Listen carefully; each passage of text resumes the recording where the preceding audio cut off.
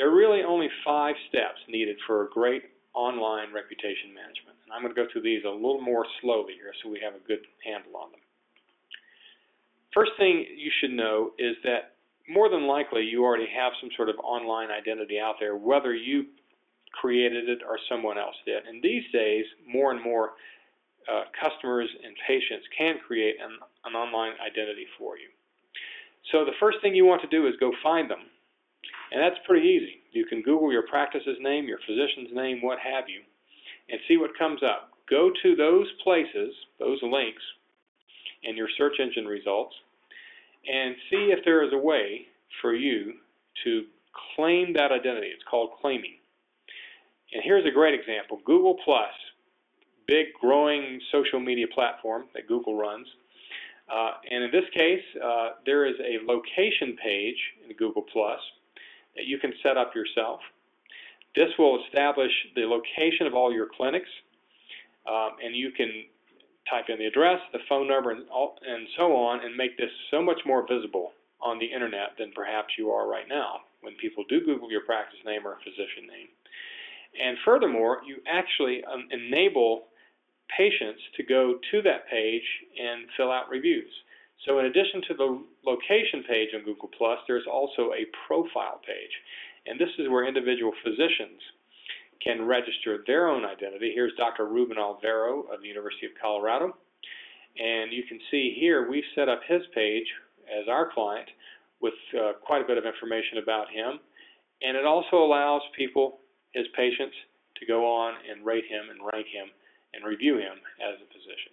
So that is a great first step. You can do it on Google+, Yelp, Vitals, RateMDs.com, and so on. That gives you great freedom to handle online reviews in a whole new way, claiming that identity. Now, some websites will ask you for identifying information, and they do want to prevent your identity from being hijacked. So in many cases, you have to provide a physician's medical license number or his date of birth or some other inside details to confirm that that's actually him or one of his representatives or her or one of her representatives claiming his or her identity on these Rate Your Doctor websites. So claim and consolidate those accounts.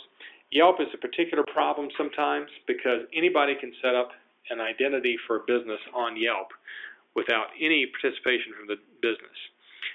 All you have to have is an address for the business that you are wanting to review on Yelp, and we've had as many as 13, 14, 15 different identities on Yelp for one medical practice where patients set up individual accounts on behalf of that practice. Well, not on behalf, but to rate that practice.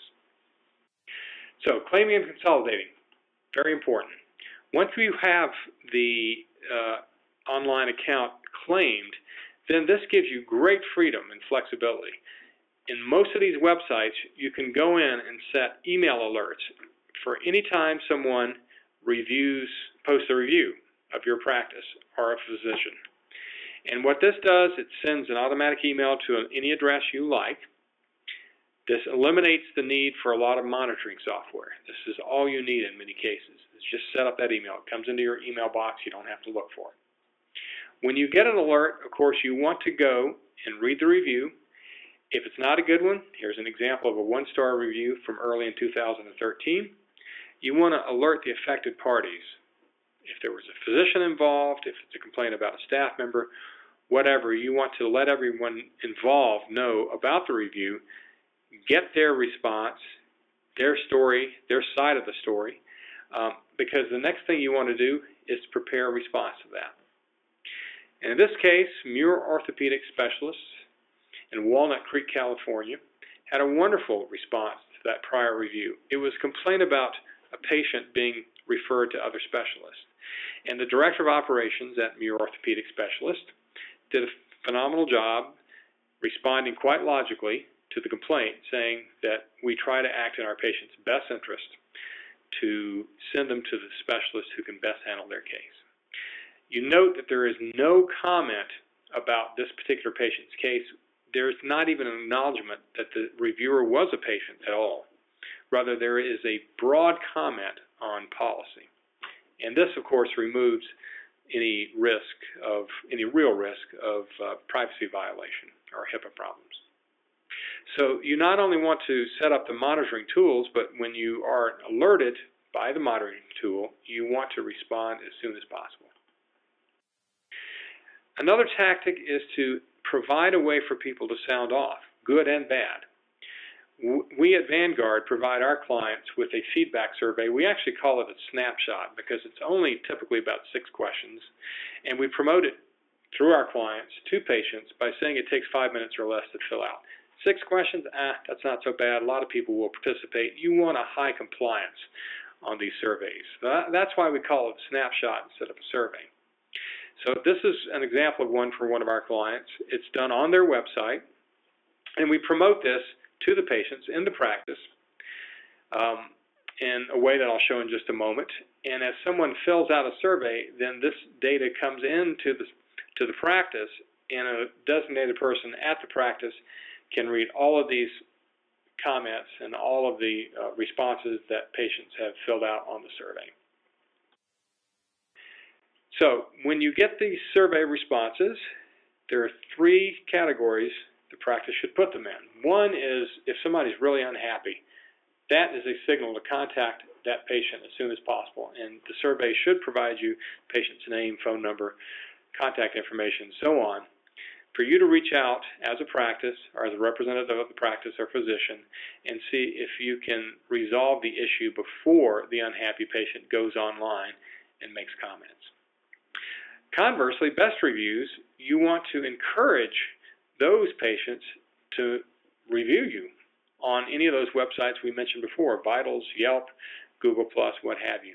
And there are various ways to do that depending on how you want to organize your practice and your marketing and your customer service practices. We won't get into all those details here. I will say though that we use a special software here at Vanguard to help us do that. And then there's everything else. People sort of in the middle, and I have to tell you this category is probably the smallest. People are usually very happy or very dissatisfied with their quality of health care. And those are the ones who are most likely to review. Everybody else in the so-so category doesn't seem quite so inclined to make reviews. So there we have triaging the feedback. Now we want to encourage people to use that review so you get as many of the patients reviewing their experience as possible, 100% if that's even possible. And in our case, for our clients, we print very colorful postcards, which the practices hand out at the checkout station each time. And on the back of that postcard is an address for the patient to go to on the practice's website for the satisfaction snapshot or survey. Very easy. So let's recap those 5 steps to better online reputation. 1, reclaim or claim your online identity and own it. Monitor it, obviously, and respond to it. Develop a short online survey on your practice's website.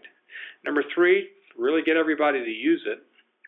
Number 4, respond as fast as possible to survey complaints, to critical online reviews. And lastly, make customer service the global religion in your organization. Pretty easy, isn't it? It's a little bit about the internet. It's a lot about customer service. If you do that, here's the sort of thing that can happen for you in your practice. This is an actual case study of a practice over a 2-year period, a client of ours. When we started with their program, they had a total of 31 reviews, 5 physicians in the practice. 2 years later, there were 267 reviews using these tactics, these techniques. 267, so nearly a 10-fold increase in actually less than 2 years in the number of reviews.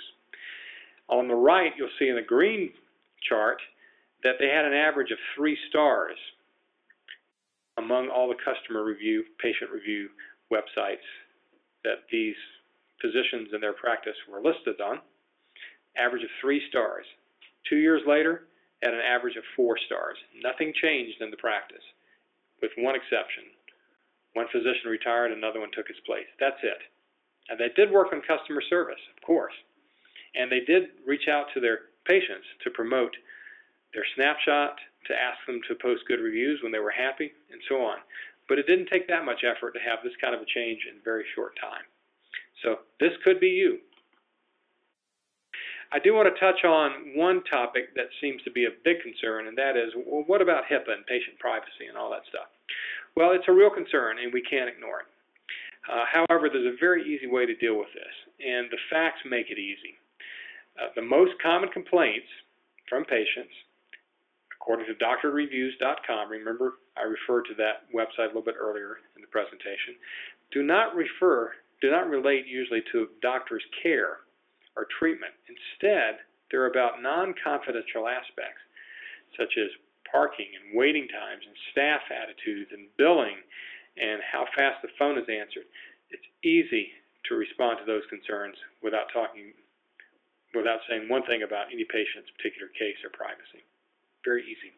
So let's not let the monster of patient privacy stop us from being good providers of service, good caretakers, and also good customer service deliverers. So I do want to point out my book, which Stephanie mentioned at the top of the presentation, is available on Amazon.com. There's lots about online reputation in here, but also about the internet and how it can work for medical practices, social media, a lot of things that I think a lot of practices would do well to know, and Amazon.com has it for you and to your door in a matter of a few days.